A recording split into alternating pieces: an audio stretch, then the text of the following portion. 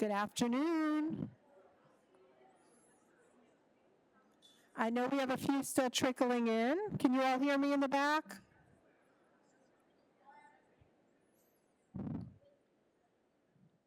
Welcome to our Pinnacle Update meeting. Our Pinnacle Living team is here. I'm going to introduce them before we get started. I think you'll recognize most of the faces and the names. Chris Henderson, our CEO. Dan Nyman, our COO, Chief Operating Officer. Kevin Salminen, our Chief Financial Officer. We have Laura Jones in the first row. She is our Senior VP of Operations. We have next to her, a new face for most of you, Lindsay Willie, who is our VP of Marketing and Sales, and I think everybody knows James Green. I'm going to turn the meeting over to Chris.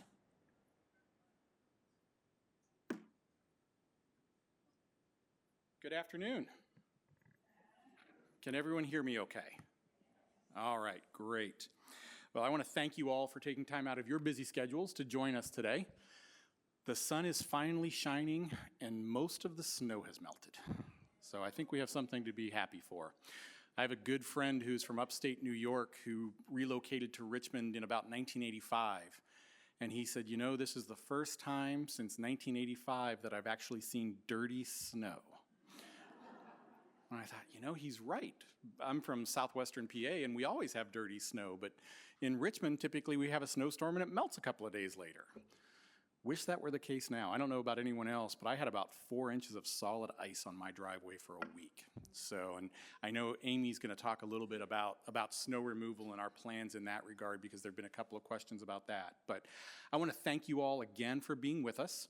We will have this slide deck available for everyone. I'm going to apologize in advance. There are 2 slides that are small. So the font just is a little smaller than I was expecting them to be, so I apologize for that. But I hope everyone will be able to see. I think we'll have a good exchange of information. We got about 10 questions, I think, Amy, 10 or 12 questions prior to the meeting. Thank you all for submitting those. Much like we did last year, rather than waiting until the end of the presentation to address those, we're going to ask Amy to insert those questions as we review the slides. Then that way we can jump in, and then we'll have some time at the end, I'm sure, to answer any other questions that may pop up. But before we get started, I want to thank Amy and the Cedarfield team for the exceptional job they do. We're human, and sometimes we're not perfect, but when I think about everything that Cedarfield is and everything that Cedarfield does, I'm amazed by the work that this team does. We have an incredible group of professionals that provide services to our residents every day. And Amy, I thank you for your leadership in that regard.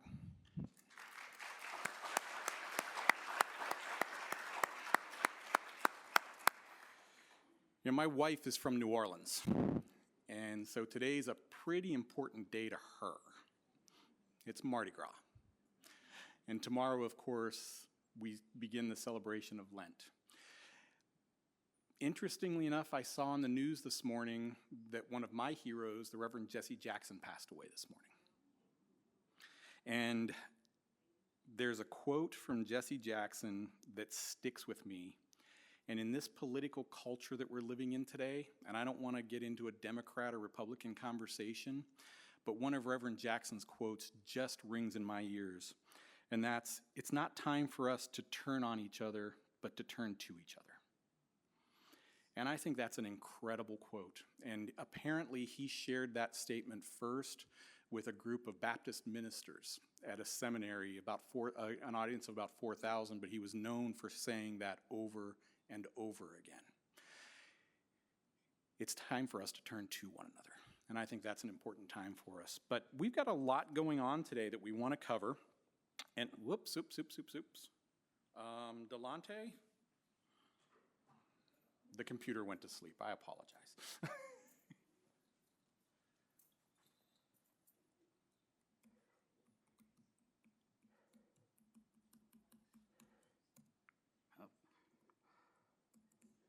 Glad I'm not the only one who forgets his password from time to time. There we go. All right, thank you, sir. Okay. So just discussion points that we want to cover today. We want to talk about organizational structure, for those who are not familiar with that, financial performance, capital improvements. We want to touch on the internal transfer policy that some folks are aware of. We want to talk about survey results, and some of you are familiar with the group called We Care Connect. I think you got a notice 2 or 3 months ago, I think it was, that We Care Connect is now activated insights.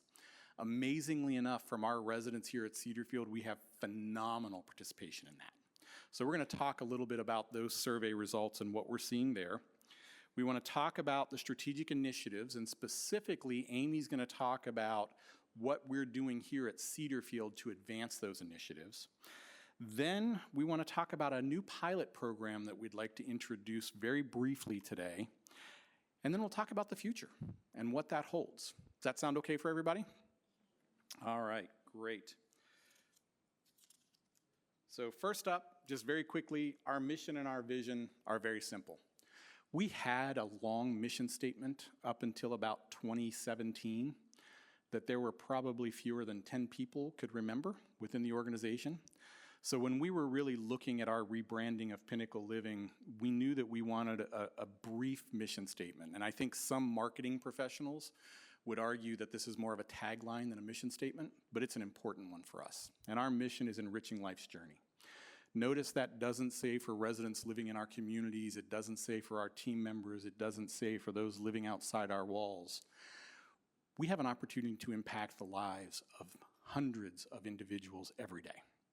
And we feel living up to that mission of enriching life's journey is an important one. And our vision is a culture in which age does not define the person. And I look around this room and I see friends in this room that I've known literally since 1997 when I first visited Cedarfield. They're still here. And age doesn't amount to anything to them. And that is something we should all be proud of. Our organizational chart for Pinnacle Living has changed just a little bit. Now, you'll see that the Pinnacle Living Board employs me directly, and I report to the executive committee of the Board of Directors. And then the Pinnacle Living Board elects the Windsor Mead Board, and they elect another board of directors that we refer to as the HCRC. That's the Hermitage Capital and Reserve Corporation. We couldn't fit that name on the slide. I apologize for that. But that supporting organization is an important one because that's the entity that's going to fund future projects, future opportunities, future growth, and the pilot program we're going to talk about in just a little bit. So Kevin's going to talk about some numbers in just a little while. I have 4 individuals who report directly to me, and I will tell you that that is more than enough to keep me busy with my small brain. So Dan Nyman serves as our Chief Operating Officer. Charles Wickham is in the back of the room as our Director of Donor Development. We have a Chief Financial Officer, Kevin Salminen, and then RJ June is our newly appointed Director of Church and Community Relations. Some of you know RJ from the United Methodist Conference if you're active United Methodists. Others haven't had the chance to meet him yet because he's only been with us since January 5th. But RJ's focus is to help us grow our connections to the local churches. Notice I did not say United Methodist churches. To grow our connections to local churches and other civic organizations. So he's brand new in that role. Some of you remember Martha Stokes, who had functioned in that role for about 9 years. Martha retired 2.5 years ago, and RJ just came on board in that role. Dan oversees the Vice President of Clinical Operations, the Vice President of Administrative Services, the Executive Director here at Cedarfield, Amy Chapman, and the Executive Director at Windsor Mead, who is, as of the 1st of next month, going to be James Stovall. Dan's going to talk about that transition in just a few minutes as well. Laura Jones serves as our Senior Vice President of Operations, and Laura reports to Dan, and Laura's responsible for oversight of sales and marketing. Lindsay Wiley is our new Vice President of Sales and Marketing. She's in the front of the room here with James. And then Laura supports the executive directors at Hermitage Richmond, Hermitage Roanoke, Hermitage Deep Run, and Hermitage 3 Chopped. Now, we did some marketing focus groups here. Lindsay and Laura, when did we do those? About 4 months ago? Yeah, about 4 months ago. Who in the room participated in those marketing focus groups? I want to thank you all for doing that because that was really good, insightful work. And you're going to be seeing new commercials, new advertising beginning to roll out as a result of those focus groups. So I want to thank you all for that. And we've made the decision to bring some of our creative services work in-house. And that's actually saving us about $150,000 annually. We had contracted that work out forever with different vendors, and we realized that if we engage the right creative team as part of the Pinnacle Living team, we can get a better product, we can be more responsive to programs, and we can do it more efficiently at a lesser cost. And we're excited about that. And then Kevin's responsible for information technology, finance, and accounting. Now, somebody asked a question about AI. I can't remember who that was, but I thank you for asking that question. And I will tell you that I am the worst person in the world to be able to answer that question because I don't understand that stuff. So Kevin's going to talk about artificial intelligence and how that may impact the future of senior living. And in all honesty, artificial intelligence is impacting everything we do today, whether we believe it, want to believe it, accept it, or know it. How many people have an Alexa in their home? Yeah. Have you ever noticed that you might be having a conversation, and then when you sign onto your computer or open your phone, you're seeing an advertisement for something that you've talked about with a friend or a connection? Someone just said, that's why I don't have one of those in my house. So artificial intelligence is all around us, and it's going to grow, and it's going to impact what we do, and Kevin's going to talk about that just a little bit. Another question that came in early was, what are the committees of the Pinnacle Living Board of Directors? I'm going to put on my glasses so that I don't miss anything, and I apologize for that. We have an executive committee. That executive committee is staffed by our board chair as the committee chair. I'm the staff liaison person. It includes the vice chair, it includes the secretary, and it includes the past chair. And that executive committee functions on behalf of the board between meetings and also serves as the personnel committee that does my annual review and my assessments. We have a finance and investment committee that's chaired by Hank Coleman, who's the vice chair of our board, and Kevin is the primary team member who interacts with that group. A number of years ago, we put out an RFP to help us with our financial services because, quite candidly, the work that we were doing was convoluted and a little confusing. So we engaged ACG, the Actuarial Consulting Group, to help us with our investment portfolio. And Kevin, they've just changed their name again. WealthSpire, thank you. And that group is now WealthSpire. So they're actually our professional financial advisors. They help us craft our investment policy, and they also help us manage those funds on a day-to-day basis. So the board approves the investment policy. The finance and investment committee recommends that policy to the board, and then we rely on WealthSpire to implement that policy on our behalf. We have an audit committee that this year is also chaired by Hank Coleman.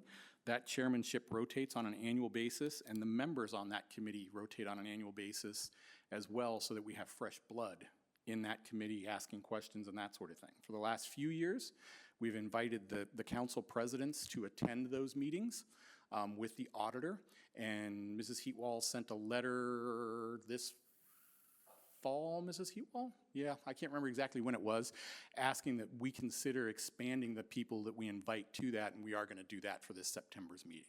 So thank you for that recommendation, and we are going to grow the number of residents that we invite to that audit committee meeting, and they'll be able to meet directly with our audit committee of our board and also our independent third-party auditor. And then we have a nominating and governance committee currently chaired by an at-large board member, and I am the staff liaison for that group as well. So except for the executive committee, those committees meet 2 to 4 times a year, depending on their role. Obviously, the nominating committee and the governance committee meets fewer times than the investment and finance committee and that sort of thing. But that's kind of how we structure that. The nice thing about our board is that we have an 11-member board, and that board is highly engaged, highly involved, and really focused on the overall operations for Pinnacle Living. And there was a question that another person in the room asked about the importance of the obligated group, that reflects the importance of the obligated group. And we'll talk about that in just a little bit. But our board is highly engaged. All of our board members serve on at least 2 committees, and that's worked well for us over the past. And then another question that was asked was, would we consider a resident engagement committee? And I will gladly take that to the board at our upcoming April board meeting and ask that question, because we do not have that committee as we currently function. Okay? Would you like me to ask the question? Yes, please, Amy. Okay. The next question was, does a Cedarfield resident sit in on any of the meetings that you just talked about? Yep. And at this time, the only meeting that residents are invited to are the Audit and Finance Committee meeting. But like I said, we'll take the recommendation for the Resident Engagement Committee to the board and see where that goes. The next question is, if there are no resident relations committees, would that be something that you, Chris, would bring up to the board? And yes, I will. As I said, I will take that to the board in April. Okay. What is the organizational structure of the corporate office? Names and brief descriptions of their responsibilities, please. Yeah, that could take us a long time, but I'll touch on it very, very quickly.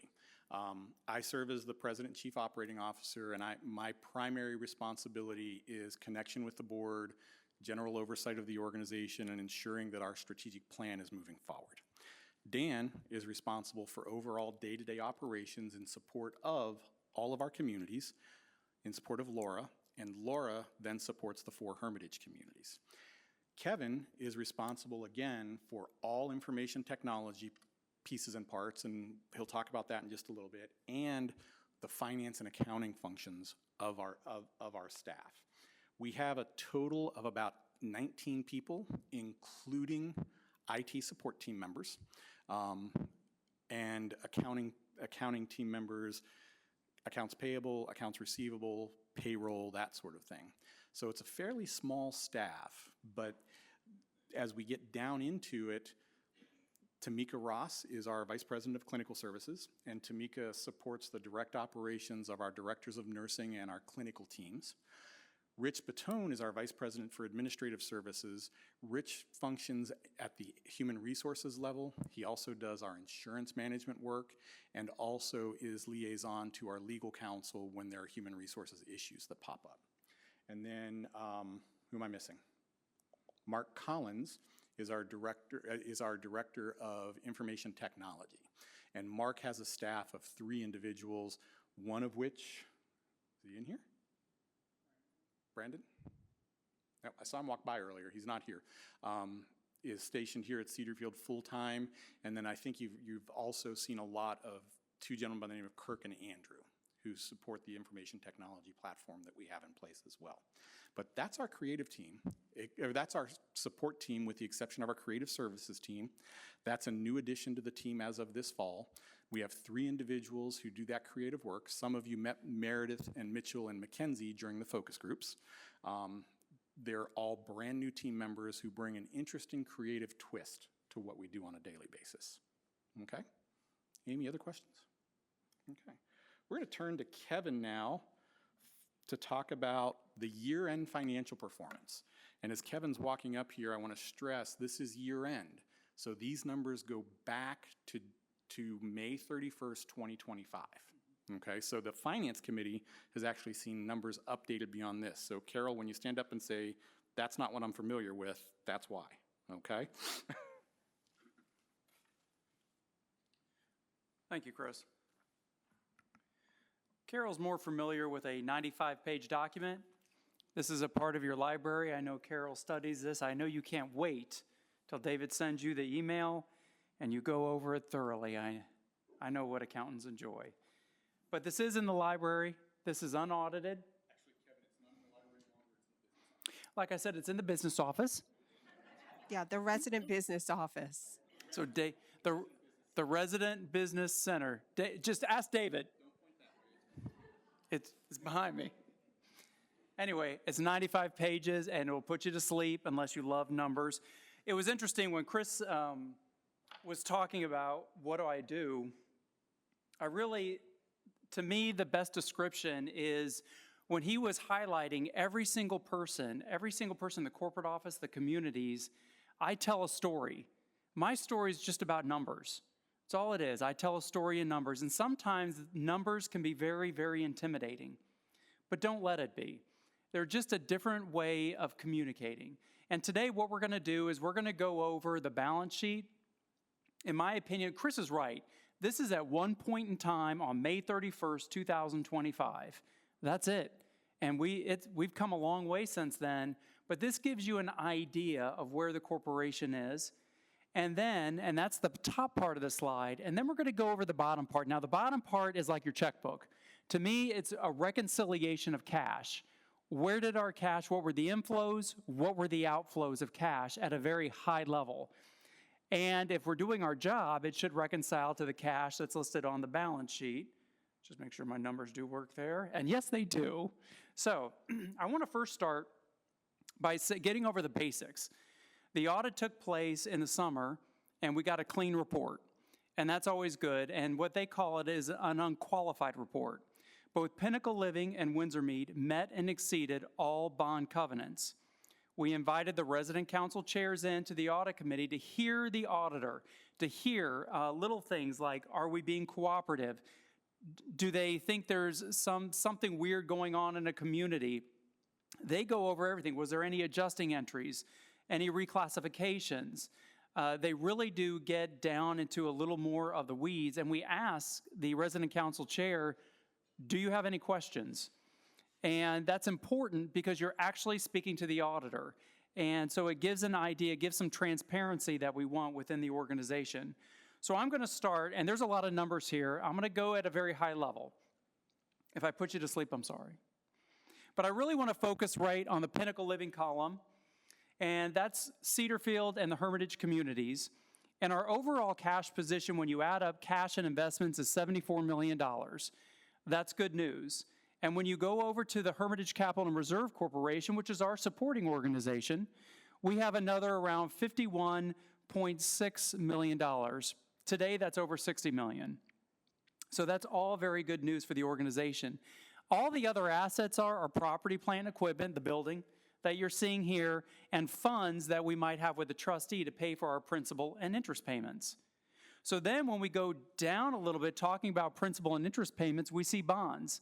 All the bonds you're seeing there, the $94 million, that is Cedarfield. We just recently completed a $90 million capital renovation of Cedarfield. We'll get into that with our capital projects, but those are all Cedarfield. You notice the refundable fees are very low. We show that because that's your contract. Most individuals at Cedarfield have a declining balance contract, which is deferred revenue and not refundable fees when a resident leaves the community. The other liabilities simply is accounts payable. It might be just some other deferred revenue piece. The 171 is large for Cedarfield because most of that is deferred revenue and equity. And this is all good news. So what I like to say in my meetings is I have a check and I have a check. And the auditor has opined on these figures. You notice that the HCRC has no liabilities, really, and that's good. Most of those numbers are equity. I take that back. HCRC has a very small component where Windsor Mead assigned out some of the refunds for it, just in a financial planning tool, but most all of that is equity. So that's a check. So financially, we're looking good. That's a very good thing, especially as we approach the budget level 2. So if I keep going down, I want to now go to what our cash reconciliation is in the checkbook. And here I'm really going to focus on Pinnacle Living. We started a beginning balance of cash of $8.6 million. We have a positive cash from operations and working capital. All that is how did operations do? We were positive. That's good news for the organization. We did transfer some funds to the Hermitage Capital and Reserve Corporation, so you're seeing those transfers. We always disclose the Hermitage Capital and Reserve Corporation to you and what we're doing in that company. We received $15 million of entrance fees and paid $1 million of refunds.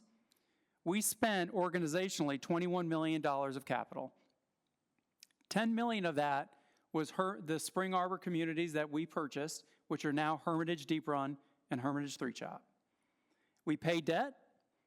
We transferred cash from our trustee accounts to us. All that means is that's cash going back and forth between the Bank of New York, who holds our principal, interest, debt service reserve funds for all the bond payments. You could ignore that. And then there are just some smaller items there too. And you're seeing the same, similar with Windsor Mead, and the same with Hermitage Capital and Reserve Corporation. So really for Pinnacle Living, what I want to focus on is the year-over-year comparison from fiscal 2024 to fiscal 2025, and I'm highlighting some of the largest expense fluctuations that we've had. And this is not only going to be the same for Pinnacle Living, but it's really the same for Cedarfield as well. So what I'm saying here applies to Cedarfield. Salaries. Salaries increase primarily, well, all these line items increased. Now, this doesn't affect Cedarfield because we acquired 2 new communities.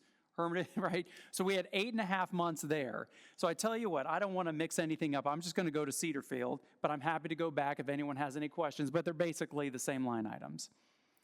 Salaries and benefits is important. Team members after 90 days are brought to midpoint of the range. We did a lot of work in 2021-22, and the folks here know that we did a lot of work to get our salaries to be very, very competitive. Benefits is another huge increase.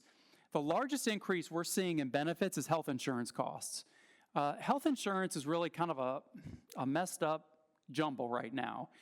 We have been very fortunate as an organization to be part of a captive that we have really benefited from long term. However, over the past few years, we've been hit with health insurance costs that have been very high for us. Also, what you're seeing here is as our pay increases go up to midpoint, because we want to pay our team members, when they're giving to the retirement plan, we're matching. So we're matching at a higher rate as salaries go up as well. Medical services and supplies is finally, after a year, Cedarfield was approved for Medicare. And that is something to really celebrate, and that's something that Dan, our Chief Operating Officer, was really fighting for years. Excuse me. So after a year, they approve us. We can now accept Part A and Part B, and we can bill for that. Well, the reason why we wanted to do that is because we get a portion of that billing back, and that's reflected in revenues. You don't see that here, but it's covered, and you see our revenues have increased because now we can bill for those medical services and supplies. Advertising is really more for higher digital media and production costs, but for Cedarfield specifically, we did targeted promotional initiatives for our 1-bedroom apartments. And I can tell you that has really worked out, and we're seeing that in Cedarfield's overall occupancy. Utilities, just talk to your kids. Well, you don't even want to see your gas bill this winter. Utilities has never gone down since I've been here. So it's just something that continues to increase. Food and beverage costs, we have done an excellent job overall at trying to manage our overall raw food costs. And I would just want to thank Neil and Amy and her team for delivering a menu that you all love while trying to keep those costs down. Depreciation, I'm excited to talk about this because that's that $90 million that we've spent and some of the routine that we've spent on as well, and we're going to get into that in a second. Professional services and labor, these are just normal contracts that we have with companies that come out and do routine services. You can see we've done a great job there at keeping costs overall lower for Cedarfield as well. All other costs, this is a catch-all, and the catch-all really is insurance. What we've noticed in the market over the past year is all insurances, but for us, liability, increased. Now, what we're seeing this year is property insurance we're seeing is leveling off, which is good news right now. Where we're seeing the spike, interestingly enough, is liability, so it's just the opposite. So the past year, it was almost everything but liability because we entered into a 2-year contract. Now we're finding liability will be higher when we renew over the next few months. And then information technology costs. I think Brandon is going to be a great addition to the information tech team, and I hope you enjoy having Brandon here as well. Let's go over our Cedarfield capital investment. We talked about $90 million overall. And in 2023, what we did is Pinnacle Living engaged a consulting firm, and we wanted to get an idea of what routine annual capital spending should be at Cedarfield after this $90 million. The study basically concluded, on average, we would expect about $5.1 million in routine capital. And in fact, that is exactly where our focus and our target has been since then. And you're seeing that in the overall numbers of what we spent. So what you're seeing since 2018 is over and above the $90 million that we spent.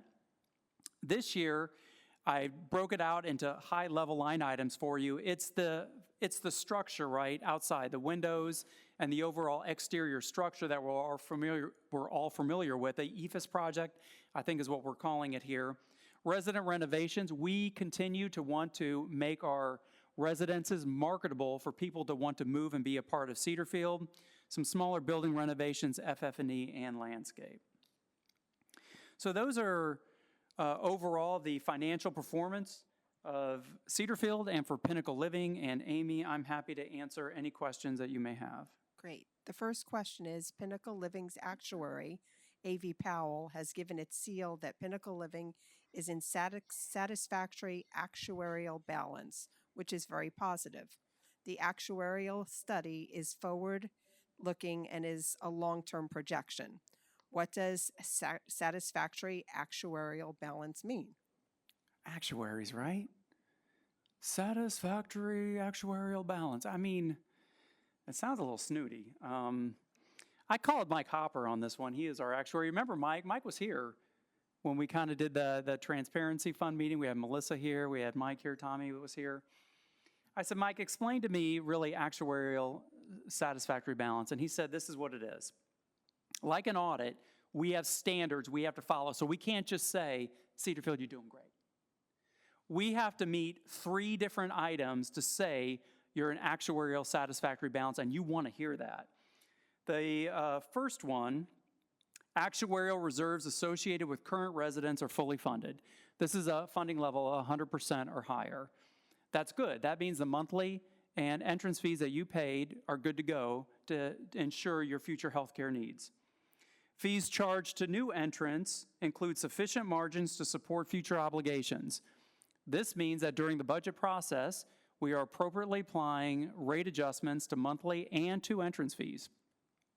Entrance fees are very important. You want to make sure you're keeping up with the housing market outside, right? So if the housing market is going up higher, you want to make sure you're not hurting yourself financially. You want to make sure you're keeping up with those balances. And the last one is long-term cash flow projections remain positive and demonstrate compliance with bond covenant requirements. Remember I said check, check, check on all the bond stuff and all the covenants that we have to meet? And that's really where we're at here. So I hope that answers the first part of the question. I think there was a second question, right? There sure was. What are some of the key assumptions made in the projections? The first one is occupancy. That is key. The second one are monthly fee and entrance fee adjustments. Those are the 2 main factors that we're looking at overall. Once those are done, what the actuary is going to do is they're going to then take a look at our budgeting process, and I think this helps answer some of the third questions. They take the budget we give them.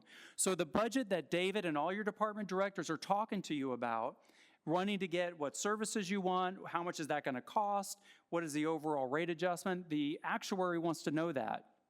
They also want genuine occupancy levels. They don't want the pie-in-the-sky budget that I've seen some communities do in the industry. We give actual what we think is going to occur for the company. They look at that, and they make sure all that is in line with how they calculate our future need. Amy, I think there was a third question on the actuary, except for did I answer that? What long-term trends are monitored that most impact satisfactory actuarial balance? Besides the 2 I mentioned, every 5 years, they do an experience study on every single one of you. Didn't that make you feel warm and fuzzy? And what do they determine? God, this is the part of the job I hate. How long you're going to live. That's what they determine. And they project. They project. But why they're doing that is because they know that a person that's living in Cedarfield is on average going to live longer than not. They know when they do that experience study, when someone is applying to Cedarfield, they then take all of you and they apply that to the new person coming in. And that's when we do our financial application, and I do that financial analysis. We use the actuarial, their programs to do that, and that's why they're doing it. Our next question is about artificial intelligence. AI is an explosive development. Are there any preliminary indications of how AI can impact the life plan, like how they could impact life plan communities' business models? I thought I would have some fun with this one. The first thing I did is I said, hey, Mark, our IT director, can you answer this question just answer this question how you think. And then I wanted to ask ChatGPT the same thing. ChatGPT being the AI that a lot of people think about. So what did Mark say? And I'm going to sort of read this, and I got to say, they both were in line, which actually gives me a lot of comfort with Mark. Many of our existing technology platforms already incorporate AI. This is true. From enhanced analytics, survey, operational performance, I can tell you each one of our pieces of software is now beginning to anticipate and give us more and more data on what we're doing from a clinical aspect, from financial aspects, from dining aspects. We're beginning to see more and more, especially with our cybersecurity programs as well. Mark said, internally, we have developed and executed a dashboard to support agile decision-making through real-time metrics. We're currently enhancing back-end architecture. So we have a dashboard. I'm really going to nerd out here. We have a dashboard that we're converting over to Microsoft Fabric, and by using Fabric, we're trying to get everything automatically, the data moving over into one big lake. All the data is coming into this room the best we can get it. And then Microsoft Copilot, which is similar to ChatGPT, just not as good yet, will take all this data and it tries to anticipate what's going on. What is it going on? Now this is going to be another 1.5 to 2 year project, but that's what we're focused on.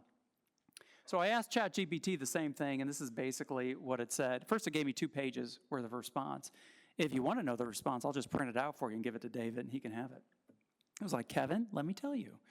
But I asked it to summarize, and it said, AI is unlikely to disrupt the core life plan community model, but is expected to enhance efficiency, improve risk management, and support better decision-making. Examples: improved predictive analytics may enhance care planning. Smarter scheduling, documentation tools, and recruiting analytics could improve labor efficiency. AI-driven lead scoring and pricing analytics may improve sales velocity. It gave a few other items there. The reality is, sometimes when people think of AI, they think of the new Tesla robot. That Tesla, if you heard, they're doing away with the Model S and the X. And they're using that factory to build their little robot. That robot's going to sell millions, by the way, in a few years. I guarantee it. However, AI is much more than that. AI gets to know you. Privacy is going away slowly, right?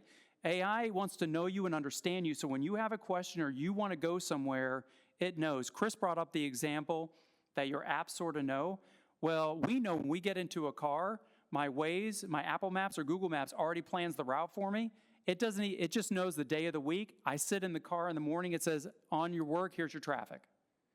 And these little things are actually AI that's trying to improve life overall. And so that's where I'll leave it. AI is a difficult thing to understand, but don't think about it in terms of robots necessarily, but more think about it in terms of every little thing you're doing in your life. And you're going to see that in appliances and what you do. And Chris, if I may, I forgot to talk about one thing on capital, and I think this is going to excite every resident. We just approved a process. Mark was hearing over the years, we just weren't able to do it because the technology wasn't there. And I'm going to read his text message to me. We're hearing there was issues with cell phone signals that were here. Am I right on that? And it's not carrier specific, right? Everyone's having issues, whether it's Verizon, AT&T, or now T-Mobile, which also merged with Sprint. So it's carrier agnostic. And so we've submitted for a new system, what he calls a DAS system, and all we need to know about that is that's our cellular system. And what that's going to do, what we hope, we're going to be putting an antenna on a roof and wire access points, which are little things in the ceiling, similar to what you're seeing, our wireless up there, and your signal will go to that, which will be wired into the antenna, which will go out to the carrier's antenna. And we're hoping this greatly improves cell signal. The timing of this will take probably till the end of the year. I'm sorry about that, but it takes time to do things right. We want to try to ensure we're doing that.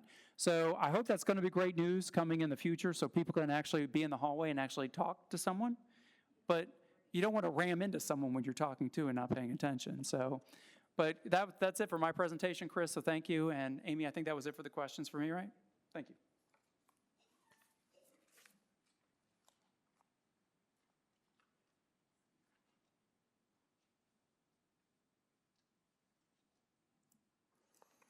The next thing I'm going to talk about briefly is our internal transfer policy. I know that some of you who are on the internal transfer list got a memo about a week ago describing a little bit about how the policy works and some changes that have been made.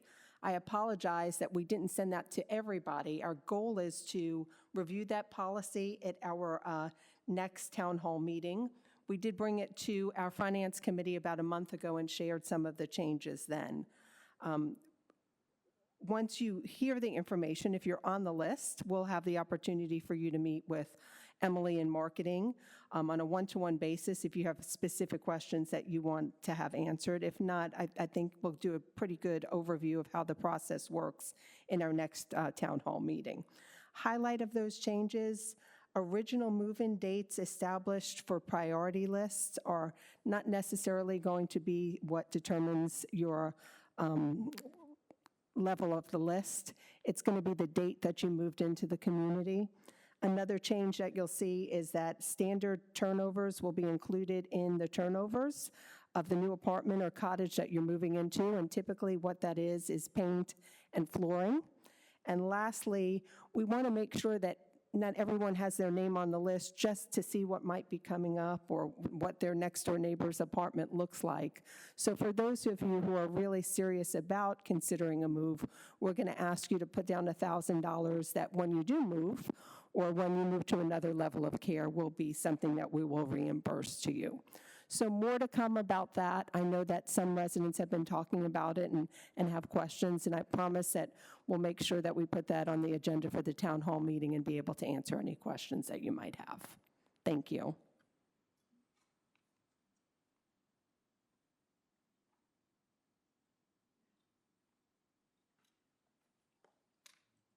Good afternoon. Dan Nyman, I serve as the Chief Operating Officer. I'm going to try to be as excited about the data I'm going to share with you as Kevin was about finances, but that's hard to do. So what I'm going to talk to you about is activated insights, or what we used to call We Care Connect, and the survey process that 86% of you participate in on an annual basis. And we're very excited about that participation level because it allows us to really hear from you, hear how we're doing, hear opportunities for improvement, and I know that you folks get contacted on follow-up issues. If you note different things that are going on, the department directors are following that up with you. And we know that to be true because we see them written down. So the first area I'd like to discuss is not the internal transfer policy, is the overall resident satisfaction. So what you're seeing up there are two numbers. The one in green on your left is our overall company score, and the one on the right is our peer data score. So what that means is, what's the benchmark? What are communities like us? And the great thing about Activated Insights is it only deals with, it only subscribes to nonprofit senior housing. Unlike some organizations that do for-profit nursing homes or assisted living, whatever, this is senior housing, not-for-profit. And that's what makes this survey so valid for us.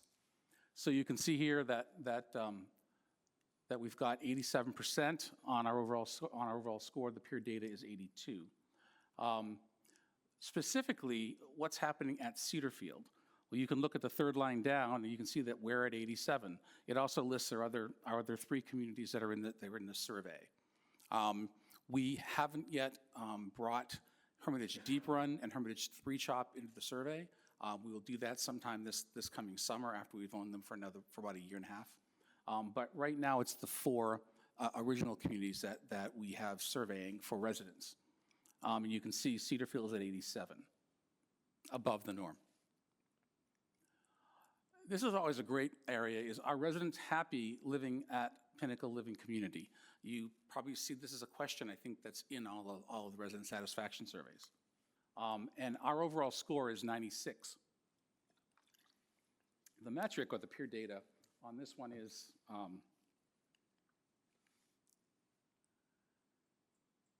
is 84.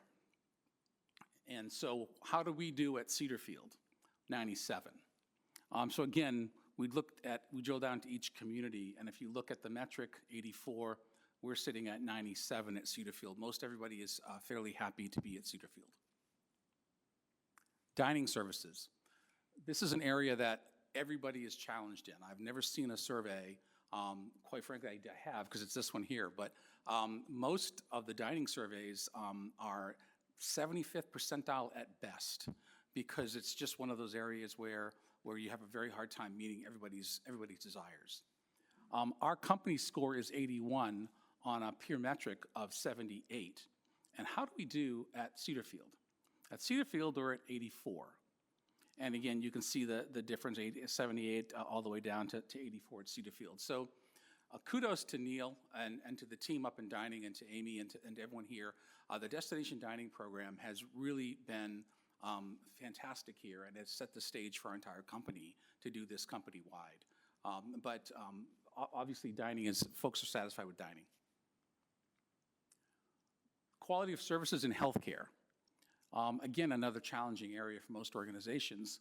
Our company score is 88, and our peer metric is 82 with many organizations like us.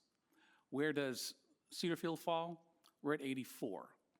And so, again, these range all the way from 84 all the way to 91 down in Williamsburg, and how we're doing. Someday we're going to get our CMS 5-star rating when the state catches things up. But right now we feel that this is a great score, and it helps us to determine how we're doing in healthcare areas. Dan, you said CMS 5-star rating. Explain what that is, please. Sure. And how that works. Chris would like me to explain the CMS 5-star rating and how that works. So there's a site out there on Medicare.gov. It's called Nursing Home Compare. And every nursing home in the country, all 15,000 and whatever of them, is listed on that site. And what happens is they rank us on quality, on survey score, and on staffing. Each one of those gets between 1 and 5 stars. And so Windsor Mead, for example, is 5 stars. It's 5 stars across the board for staffing, quality, and survey inspections. We have been certified Medicare participating in this community. Is it 2 or 3? It's 3 years come April. And we still, the federal government got behind during COVID. We have still not had our second inspection or survey. We cannot get onto the CMS 5-star board until we have our second survey from our initial that happened in April of 23. And so what's interesting about that really is that the state is supposed to do nursing home surveys every 15 months maximum, 9 to 15-month window. We're sitting at almost 3 years, and we haven't had our second survey. And this is not unusual for the Commonwealth of Virginia. It's very, very behind, which is why I won't get into commentary, but you're seeing a lot of front-page headlines about terrible nursing homes and horrible things that are happening. That's why, because the state is so far behind on their surveys. So the CMS 5-star status is a way for you all and for us and for people who are considering us to determine what kind of quality we give in our healthcare areas. And so it becomes very, very important. And so this survey right now is the only thing that we can utilize, other than Tamika makes some internal programs and some quality health initiatives and quality measures that tell us as well. But this really tells us what you are thinking as residents. And so once we get the CMS 5-star, it'll be even better for us in terms of being able to determine quality. Is that, yes? Maintenance. Again, our overall score is 88 on a peer data of 87. And where do we fall? Sitting right at 88. We're right at the average for the communities. Another area that we look at, and you all know we've talked about this many times, is our team member turnover and our team member satisfaction, because we are thoroughly convinced that we lived through COVID, and what we learned was without our team, we knew this before, but without the adequate numbers, without the trained quality team members that we have here, we cannot produce the results that we want to produce and or that you want to receive. And so turnover becomes a very, very big issue. The turnover in the healthcare industry is in the 60th percentile. It used to be in the 30s, and since COVID, it's just gone astronomically high. And so our goal is 30% as a company still. We feel that in order to provide that level of service and that level of quality that we want to do, we can't have turnover any higher than 30%. We'd like to have it in the 20s, but that's just not, I'd like to see it happen, but that's really going to be aggressive. And you could see specifically our communities, Hermitage Richmond, and I'll talk about that in a moment when we come times to talk about turnover, but Hermitage Richmond is our highest area of satisfaction, challenging satisfaction for our team members. We've had turnover down there, both at the executive director level as well as the director of nursing level. And so we know that to be true, and we are focusing very heavily on it. Team member overall satisfaction. Again, turnover to satisfaction go hand in hand. Our team members get a survey similar to what you all get, and they answer it as well. And it's also in the mid-80% range of returns, which is, again, very, very good. So we feel we have a good handle on how our team members feel about working at Pinnacle Living. Our overall score is 71. Our peer metric is 72. Remember, we're comparing ourselves against nonprofit senior living. So where's our satisfaction at? Cedarfield is at a 66, and we go all the way up to 88 and 84 and a 79 at Roanoke and Three Chopped. And so we have some areas of improvement here that we can make, but overall, our team members are fairly satisfied to work here at Pinnacle Living and at Cedarfield. Okay, your first question, Dan. There seems to be a lot of movement and changes within the Pinnacle Living system on the executive director position. Could you elaborate on that? Sure. You know, as an organization or as an industry, in the past 5 to 7 years, we have faced tremendous pressure on leadership development. We're really facing two issues. One is older guys like me are retiring at a rapid rate. I'm not close yet, but there's a bunch of folks that are, and we've been trying to replace them, and we just haven't done a good job of that.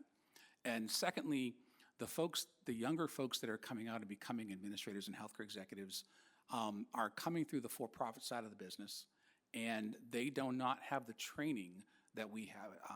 Chris and I have this conversation frequently where many folks from the other side of the street, so to speak, can't make the transition to the nonprofit senior living world because they're so aggressive on making money and not on quality of care and turnover and satisfaction.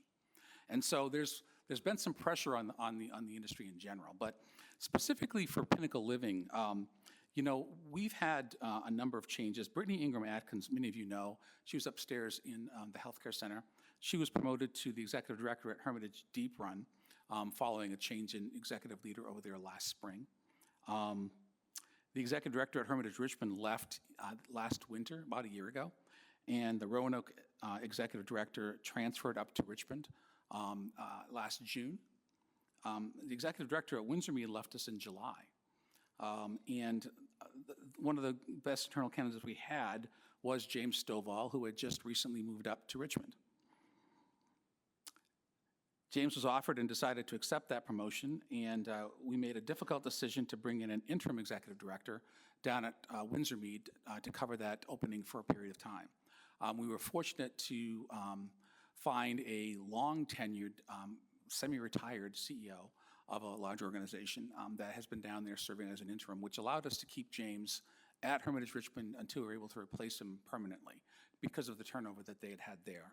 We didn't want to create a more difficult situation. Just last week, 2 weeks ago, we hired a fellow, Tom Ficklin, who's currently the Associate Executive Director down at Glen Eyre, for those of you who know North Carolina, in the Cary area. And he's going to be starting as our permanent executive director at Hermitage Richmond beginning in the first week of March. So we feel fortunate we were able to get a qualified person to come in and take over that leadership role. Cedarfield was also very, very fortunate that Kelly Black accepted the associate executive director position here at Cedarfield this past fall. Kelly served as an intern for us, she completed her administrative training program with us, and she was responsible for the transfer of the recent acquisitions on Deep Run and Three Chop. She did most of the human resources side of that transfer. And so she's got some great experience, and you were fortunate to bring her here as the Associate Executive Director, and she was fortunate to be able to work with Amy as her Executive Director and be mentored by her. Our next question is, can you address positive reasons for these changes which are disconcerting for some residents? And they are, I understand that. Again, I could talk about the turnover in our industry for days. It's difficult, but Pinnacle Living has opted at this point to train and mentor young executives internally. We've been very, very fortunate to find some great younger, not necessarily age-wise, but younger executives that want to grow in an organization like Pinnacle Living. Brittany Ingram Adkins and Lauren Burnett upstairs, now Kelly Black, have all been fortunate to be mentored by Amy Chapman.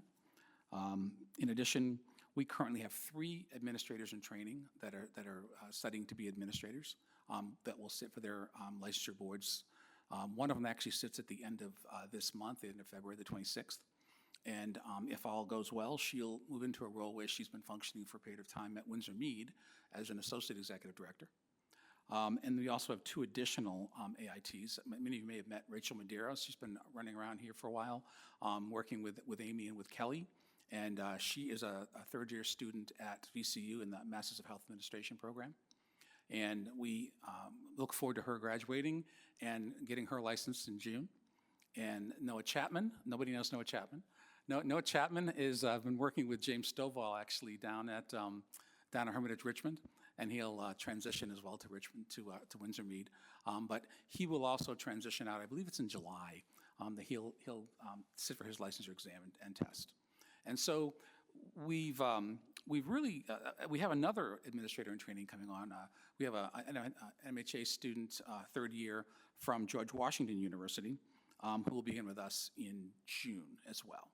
So again, we've made an intentional decision because the searches have been so difficult for us, trying to find people that really will fit in with our organization. We've been intentionally training from within and growing people from within.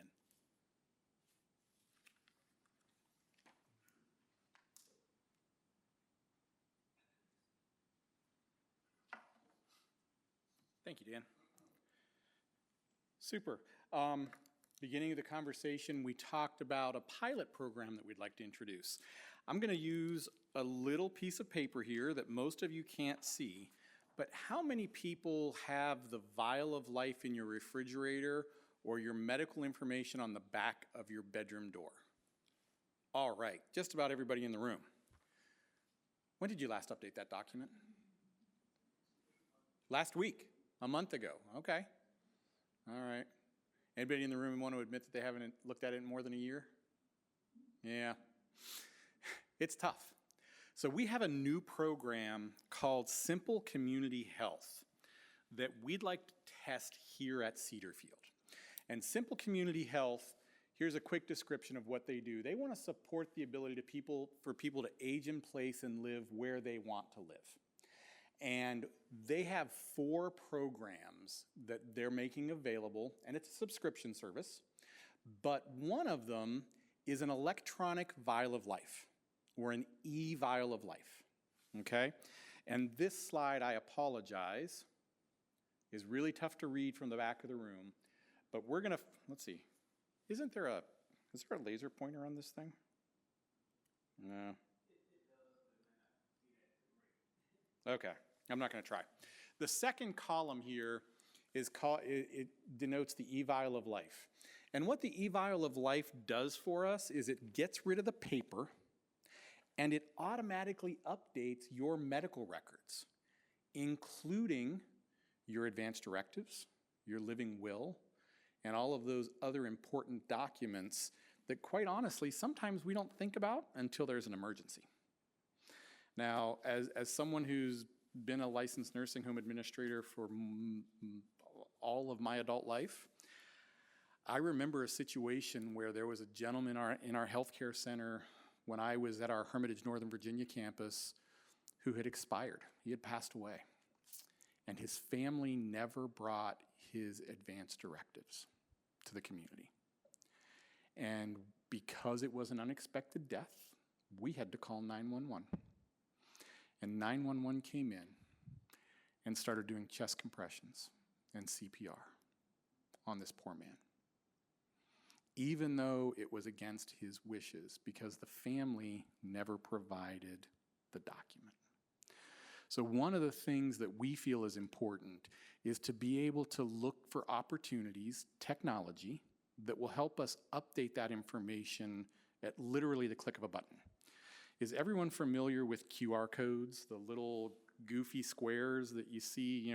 During COVID, some of their local restaurants, rather than giving out menus, used QR codes. I just bought my wife for Valentine's Day a new bird feeder, and to register the bird feeder, I know, it's what she wanted. It wasn't a vacuum cleaner. It wasn't a vacuum. Y'all started laughing as soon as I said bird feeder for Valentine's Day. Thank you. It's what she wanted, but there was a QR code on the package to register the warranty on the bird feeder. So this is a QR code driven system. And what will happen is, rather than having that piece of paper in your apartment, there'll be a QR code that we can put on your refrigerator, on your door, in your medicine cabinet, someplace like that. And EMS can come in and scan that information, and they'll be able to download all of your current medication, all of your current medical conditions, and all of your current documents related to your advance directives. We'd like to try this because we think there's a value added piece to this. So in the coming weeks, we're going to invite the Simple Community Health folks to come to Cedarfield. We'd like 50 volunteers who can help us test this over the next 6 months to see if it's an investment worth making for us. It sounds trivial, but if this eVial of Life program works, there are other nursing components that can help us, we think, and complement the Pathways to Wellness program. So this is a first step. And you can see that Simple Community Health really is piloting care, communication, coordination, and positive outcomes. And those positive outcomes are maintaining independence for as long as possible. That's what we're striving for here. So in the coming weeks, again, we'll invite them back. We would love for everybody to participate, but we're looking for 50 volunteers. So if this is something that interests you, if you don't mind being a little bit of a guinea pig for a few months, please let Amy and the team know, and we'd like to talk a little bit more about that. Okay? Great. Let's talk about our strategic plan, and I know this is far too small to see, so I'm just going to touch upon this very, very quickly. Those that have been with us for the last couple of years are familiar with the adaptive framework format that we have. This document will be available in the handouts. The key points here are in the gold box in the right. We have our stated preferred future state. Known nationally for operational excellence, preferred regionally as a partner in building community-based solutions, and prioritized locally as a thriving provider who instills trust and fosters vitality for those served and those who serve. And then the two dark blue bands at the top and the bottom, they're kind of the highway guide rails for us. We want to achieve that preferred future state, but we want to be financially responsible and we want to grow while we're focused on our mission, social accountability practices. I'm going to invite Amy to come up with me to talk about this next piece, because those gray boxes on this slide are actually here on these next 2 pages. And these are the strategic initiatives that we're working through in our communities to meet that preferred future state. And we've asked each community to focus on 6 strategic initiatives. And Amy and her team have identified 6, and they're highlighted here: achieving a targeted turnover rate of less than 30%, retention target of 75% across all operations, developing a culture of accountability with high levels of team member engagement, resident satisfaction, and financial performance, establishing a clear process for vetting and securing affiliation partners and acquisition opportunities. Now, that doesn't mean who are we going to buy and what are we going to sell. That means who in the community can help us become a better Cedarfield. Who is out there, such as the Alzheimer's Association, that you all do an incredible job of supporting each year. how can we further our partnerships with organizations like that to enhance the lives of those we serve? Creating a clear talent development and deployment pipeline. Rachel was in the back of the room. Rachel just left, Noah's still in the back of the room. And Dan talked about that. As we look to the future, we know that the best people we have working for us already work for us. And we want to grow those individuals. And your scholarship program is a great way of helping individuals grow in their careers. But as we look to the future, how do we entice more people to come to senior living? And what does that look like for us? Integrating technology into all business practices and shaping and scaling the Pathways to Wellness program. You'll have a phenomenal program here. What more can it be? And more importantly, how can we take that program to our other Pinnacle Living communities and grow that so that the residents of our other communities benefit like you all do? So Amy, do you want to talk a little bit about what you're focused on here at Cedarfield? Excuse me.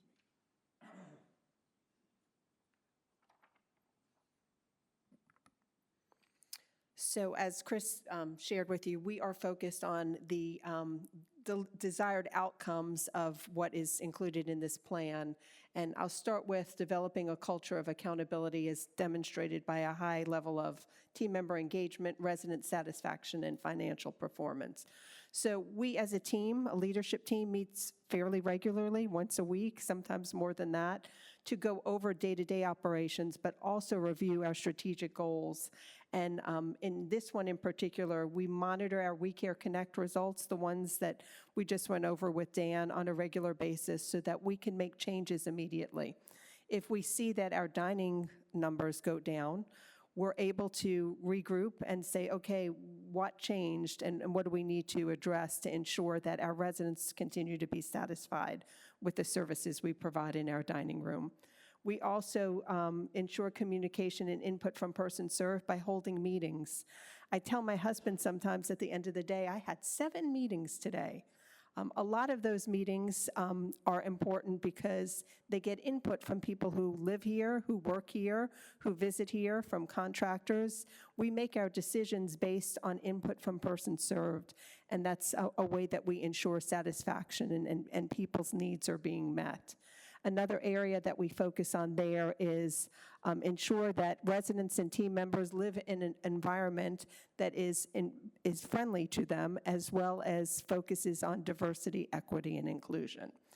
Another area that we focus on is internal growth and readiness strategy. And that is creating a clear talent development pipeline for growth. We talked a lot about our AITs, but not everybody is an AIT. Last year, we implemented a program called Compass, which allowed our middle managers to get together on a monthly basis, learn new things, and have a support system in place so that when they come across things that they're not quite sure how to resolve or move forward with, that they have a support group and others who work here. That was a very successful program. We had 18 team members enrolled in that last year, and we're going to kick that off again in June as well. Another thing that we like to do is look for opportunities to train people from the outside.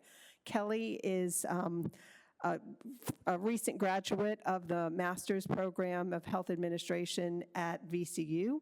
We have students coming and touring the community, learning from her, talking about their career paths, and learning from us as an organization, and that's something that we're dedicated to continuing to do. Next on my list is shape and scale pathways to wellness to meet the needs of those who we serve wherever they call home. As most of you know, Pathways to Wellness is something I'm extremely proud of. We've been doing it for a long time here, but that doesn't mean that we have reached the pinnacle of where we want to be. We're always looking for ways to improve that program and touch more people's lives. Our focus this year will be a little bit more focused on our Wellness at Work program, which will help incorporate all of those different pathways into balanced lives for our team members. Fourthly is diversify and grow donor engagement. Most of you know Betsy. Betsy Pollard joined our team a little over a year ago, and she's working with an outstanding committee. to ensure that our opportunities for growth in different areas that will benefit not only our residents, but our team members are there. I thank everyone who serves on that committee, and I'm really excited to see where we go and how we elevate the scholarships and all of the other donations that we receive. Lastly, it's integrate technology into all business practices that support decision-making. We need to measure our performance to make decisions on how to operate efficiently and effectively. We do that in many ways. We do that through our QAPI program. We do that through dashboards, which measure satisfaction, like Can We Care Connect, but also things like turnover, how long it's taking to turn over an apartment or a cottage. Also, things like how quickly it takes us to answer a call bell if you're in memory care as compared to health care. So these data decisions are made from real information that's shared and reviewed on a regular basis, and it's a way we function now as an organization. So those are basically the ones we're focusing on right now. We as a leadership team review them regularly and make adjustments, and it's also part of our plan to share our goals and also our successes with you folks as well in upcoming meetings such as our town hall meeting. Thank you. Super. Thank you, Amy. I think we're going to jump in with a few questions here now.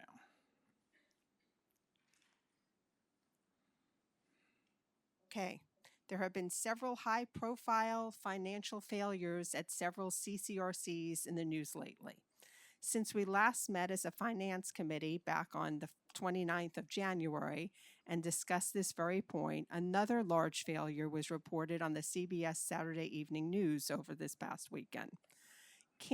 Kingswood Senior Living, located in Kansas City suburb of Overland Park. I know the topic is on the minds of many residents here. Can you please give us some more information about that? Yeah. That's a big one. And I think it's one that's definitely worth some in-depth conversation. Now, I'm being mindful that you all have been sitting for 75 minutes. Does anybody need to stand up and stretch, or is everybody okay? Everybody's okay. Oh, okay. All right. So, sadly, there have been nearly 20 CCRC bankruptcies since 2020. Nearly 20. Overland Park is one of them. I think a lot of you saw Harborside in Long Island, New York. That one made the news about a month ago, if I remember correctly. The residents there who had refundable entrance fees are virtually getting nothing back from their refundable entrance fee program. We've seen Casey's Pond, Spirit Trust Lutheran, and then not a bankruptcy, but in North Carolina, Aldersgate had some financial struggles. And the bottom line is, most of these organizations, this isn't anything new. This isn't anything new. Sadly, Harborside, for example, has filed their third bankruptcy since 2010. You know, it's not something new. Now, those of you who have been here long enough remember that we took our Windsor Mead community through a structured bankruptcy, through a structured Chapter 11. It was hard.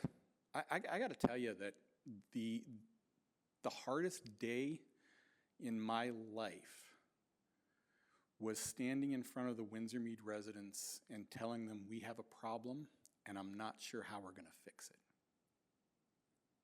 And it was because of the housing crisis. People couldn't sell their homes. Well, they could sell their homes, but they couldn't sell their homes for anything close to what their neighbors sold their homes for prior to 2008. So, in the minds of those folks, they couldn't sell their homes. They needed to sit on them. We were fortunate. We filed in a timely fashion. We negotiated with our bondholders. Our bondholders made concessions. By concessions, I mean they reduced debt. They took a write-off. Pinnacle Living took a write-off, and we were able to retain that asset. And I will tell you, on a positive note, we approached that from a very conservative standpoint. And that's an important piece of this, I think. We looked at this as a board and we said, we don't know how we're going to come out of this, and whether we retain the asset, we retain Windsor Mead or not, isn't as important to us is making sure that our residents are taken care of and that their entrance fees and their refunds on their entrance fees were honored. And our board held firm to that. And that was a differentiator for us. But the other big differentiator was that we knew that we were in a strong market in Williamsburg, just like we know we're in a strong market here at Cedarfield. And that strong market was experiencing a housing bubble, a hiccup. And if we could ride out that housing bubble hiccup, we would be okay. And sure enough, last 2024, we refinanced the debt. 21, I'm sorry. In 2021, we refinanced it. Wow, 4 years ago. 2021, we refinanced the debt, and we did that 2 years early. And that was because our financial projections were very conservative, and we were able to beat those projections. I'm not faulting any of these organizations that have experienced a bankruptcy. Sometimes they overextend themselves. Sometimes they don't get good advice. Sometimes they're in a market that's not quite as strong as the market analysts thought it would be. But as we look to the future, how do we know that this isn't going to happen to Pinnacle Living? Well, I can't stress this enough. Kevin mentioned the 95-page quarterly document that we make available to everybody. I will tell you, and I will proudly say this, and it doesn't have anything at all to do with me, that I think we have the best disclosure statement of anyone in the country. And I would put ours up against any other CCRC provider in the Commonwealth of Virginia and in the United States. Kevin and his team do an exceptional job with that. There's 95 pages of quality information there that's reviewed regularly with your excellent finance committee. And that finance committee is able to ask questions and get answers. And that's an important piece of this. But more importantly, as we look to the future, we're a conservative organization. Could we double the size of Cedarfield? Yeah, if we had the land, we could. Could we grow Windsor Mead significantly? Yep, we definitely can. But instead of making huge acquisitions, our board made a good decision to focus on smaller opportunities, to diversify our product offering. That's why we bought Hermitage 3 Chopped and Hermitage Deep Run. Plain and simple. They were affordable products that were in an exceptional market that served a more diverse population. And we know that product diversity is an important part of balancing who we are and what we do. As we look to the future, I think a few things, the question I think was also asked, how can we make sure this isn't going to happen to us? Well, review those quarterly financial statements and review the disclosure statement. And if you're not comfortable with those, go to Carol and the committee and say, explain this to me. I need more information. Or if you have a family member or a financial advisor, make sure they get copies of it. Share it with them and have them ask questions and reach out to David, reach out to James, reach out to Kevin, and ask those questions. Looking to the future, what happens when an organization gets into financial struggle? Well, first things first is they stop reinvesting in the organization. They stop with they stop doing capital improvements. Then the other thing is they start cutting staff, or they stop paying staff benefits, or they stop paying staff at all. Next, look at the market. How quickly do we refill a residence after it's vacated? Sometimes that takes time. Are we updating those residences when we need to? Is Emily here? I saw her earlier. She left, okay. Amy, we have 5 residences available to market right now, okay? Our sales team is doing an exceptional job here at Windsor Mead, or at Cedarfield, excuse me, I apologize. We have 5 apartments available to the market. At Windsor Mead, we have 2.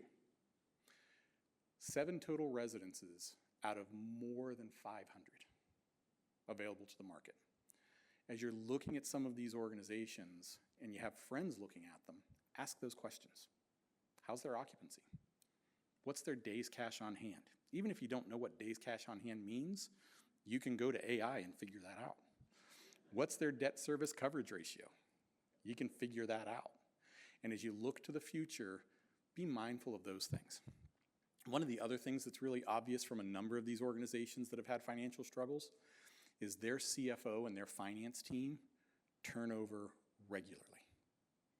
Aldersgate, for example, had 5 CFOs in a 4-year period.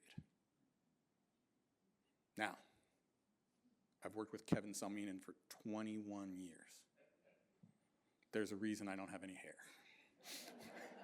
And it's not just my kids, okay? Financial stability is driven by a stable team, a stable staff, and good information. So as you look to the future, I'm not blowing smoke, folks. We're a conservative organization. As we look to the future, we're going to continue to be a conservative organization. Our board looks at it from that perspective, and as we think, oops, I talk too much, Delante. We know that we're going to be okay. Now, will there be tough times? There certainly will. Will we have times when the housing market gets ugly? Yep, we will. But with Pinnacle Living's investments and the Hermitage Capital and Reserve Corporation, we have over 600 days of operating cash within our organization. That means that if you stop paying your monthly fees, and please don't do this. If you stop paying your monthly fees, we can continue to operate exactly as we do today for 600 days. Okay? It's a strong financial organization. There are other strong financial organizations in the Richmond market as well. Westminster, Canterbury, Richmond. I think they have about 1,000 days cash. Okay? You know, there are good quality operators in the Richmond market. There are good quality operators in Virginia. And fortunately, we have a great state corporation commission. The Bureau of Insurance at our state corporation commission does an exceptional job of reviewing our disclosure statements, asking the hard question, and making certain that the information we make available to you from a financial perspective is accurate, is honest, and is transparent. So I hope that answered that question, Amy. Amy, I think I have a couple of questions for you. Let's talk snow. Do we have to? Yeah. I had forgotten that they name winter snowstorms. I don't know about anybody else, but I'm not a weather geek. I didn't know they named winter snowstorms. And Fern's a name that I don't really want to hear again. We have a Fern who lives here. I know, I'm Is sorry. she in the room? I'm sorry. Fern is a storm name that I don't want to hear again. How's that? Was that okay? I apologize. But Amy, we really had a tough time with this snowstorm. Talk about what happened, if you will, please. First, I'll share a quick story, and I know that I shared this with a committee not too long ago. For my first grade birthday, it snowed so hard that nobody came. And my mother promised me that it would never snow again on my birthday. And it didn't. Unfortunately, she didn't make the same deal with my brother because Fern came on his birthday. This storm was unlike any other storm event that I've ever experienced in my last 23 years here at Cedarfield. In the week leading to the snowstorm, our team met every single day. Every morning I walked in and was greeted with, "Are we having another weather meeting today?" And the answer was yes, because we wanted to be prepared. We prepared for what we thought was the worst case scenario. We talked about food and food delivery service. We talked about transportation and how to do that safely. We talked about canceling events and programs. We also talked about what we would do with people's cats and dogs in cottages if we actually lost power. Fortunately, that didn't happen. But despite all of our preparations, the ice proved to be what was a game changer for us. As challenging as the experience was, it provided us with valuable lessons. We are already applying some of those lessons into planning for future storms and working with the Environmental Services Committee to form a task force to help guide us to prepare for a storm such as Fern that might come our way again. The ice was truly a game changer for us. We know how to deal with snow, but when you have, like Chris said earlier, 4 inches of ice on top of snow, it's impossible to deal with it on a small scale, like at my house, nevertheless to deal with it on a scale of a campus that's almost 100 acres.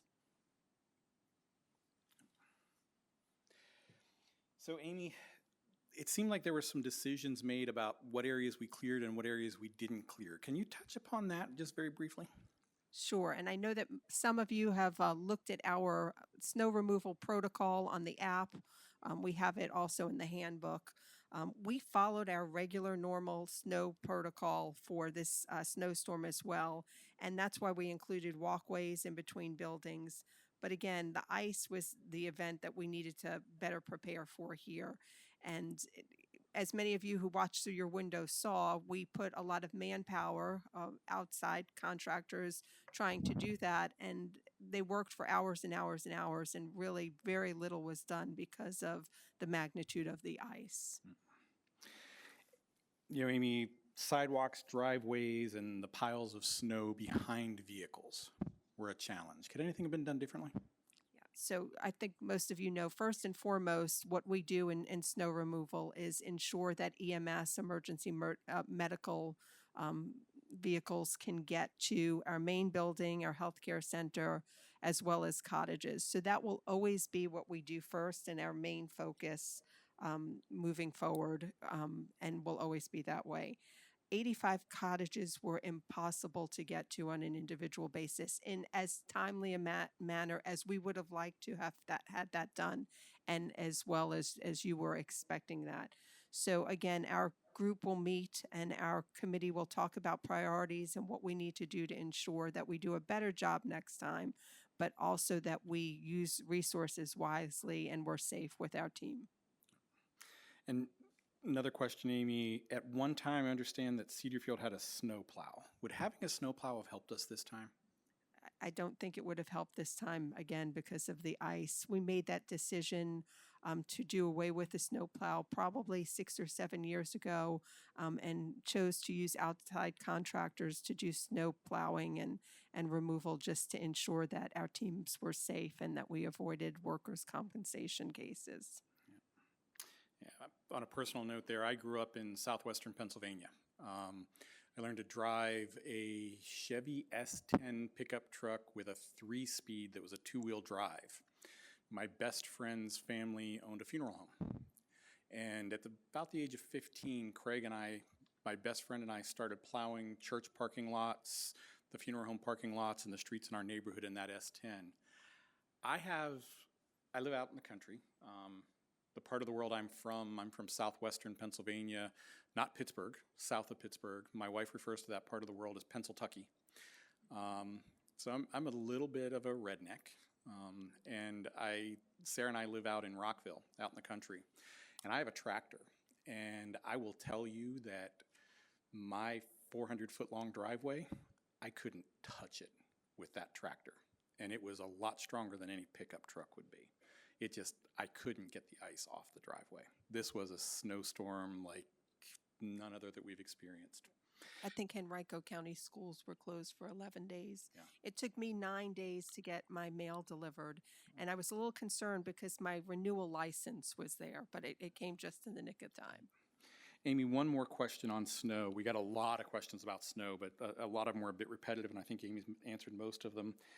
Can you all suggest a service that the residents can pay for to help clear snow around their personal vehicles? That's definitely something that will be on our list for our task force, to find vendors that might be able to do that for us. Good. Okay. Thanks. Okay, I have one question for you that's remaining, Chris. Mhm. Pinnacle Living residents are very invested in the success of Pinnacle Living management. What can residents do to make Pinnacle Living most successful? First things first, thank you. I'm in my 34th year with Pinnacle Living. I grew up with Pinnacle Living. Some of you, Bob and Marianne Large, are sitting in the back of the room. We lived in 2153 Cedarfield Lane when we first came to town for about 5 or 6 months when our girls were little. And Gabby was almost 4, Kate was almost 2. And this is a community like none other. In my opinion, you're very fortunate to be here. And I will tell you that this is the best part of my job. And the best job I ever had was the job Amy Chapman holds today as the executive director of this incredible community. What can you do to make Pinnacle Living in Cedarfield successful?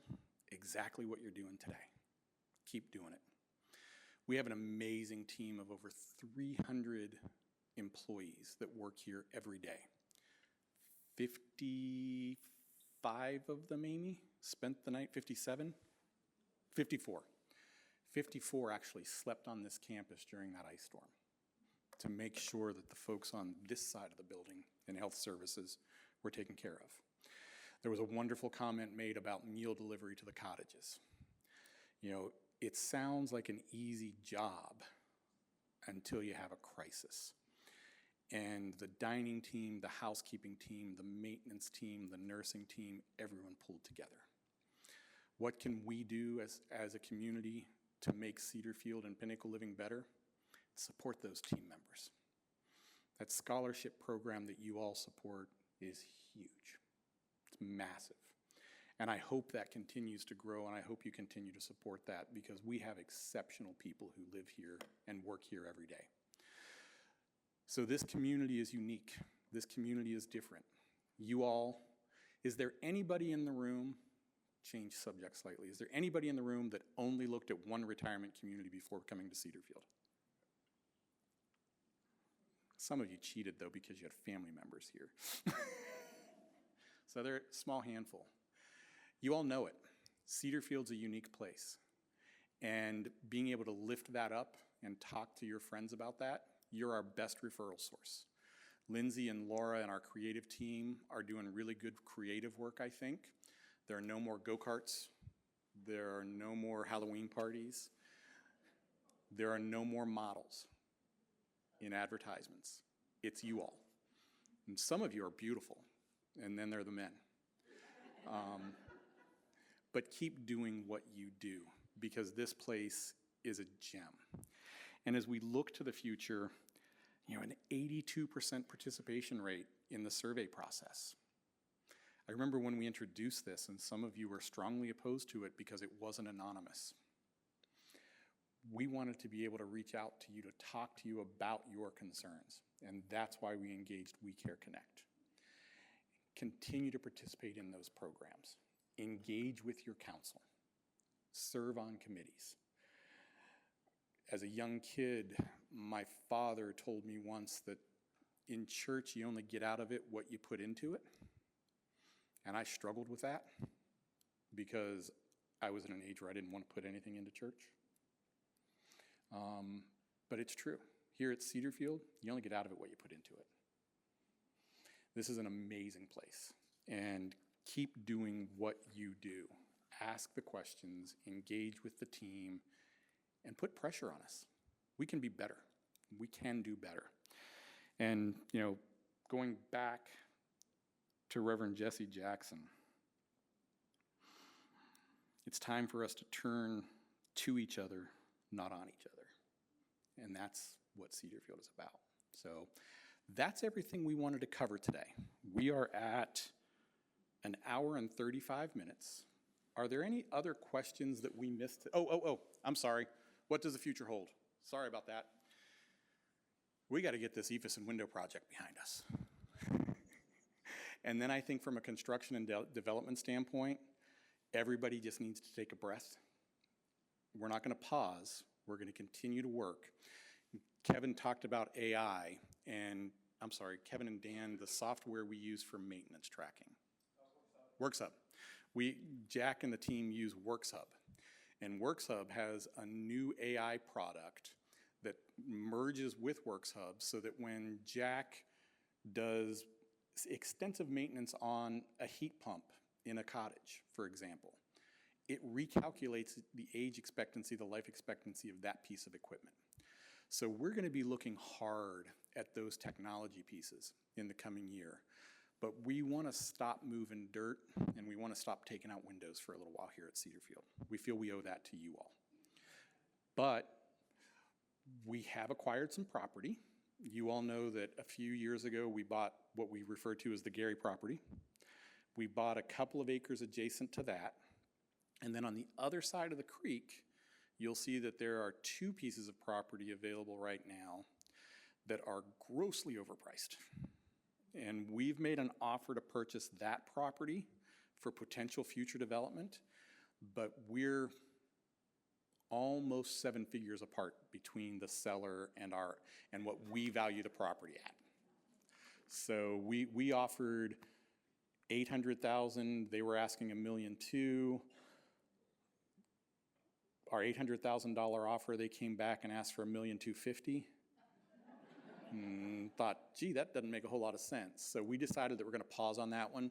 Unfortunately, because of our friends, the Beavers, the developable land on those two parcels is only about 1.7 acres. And it really doesn't tie in well to our existing land. So we're looking, but we feel as though we're pretty well built out here. But as we look to the future, we think the surrounding area on Three Chopped Road, once the county finishes the Three Chopped Road widening project, if that ever happens, there'll be some opportunities there. And that's why we're acquiring that land. Okay, sorry about that. I forgot about this slide. Other questions?